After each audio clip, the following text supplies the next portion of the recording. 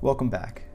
Now that we've gone over the basics of creating a view, let's check out a few other features. So if we want to add text or labels to the screen, we can actually use the drawing tool. And so this drawing tool will likely be upgraded in the near future, but it provides some basic abilities to create shapes and labels. So here I scroll down and I'm going to click on the text tool.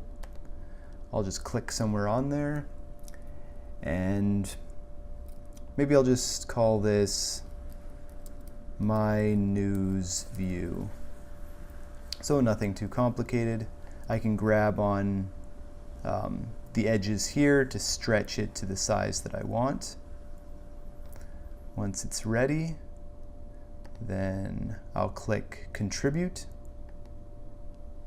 and you'll notice it show up across the top there. I'll drag it to wherever I want. Maybe I'll drag this down a bit, pull this over,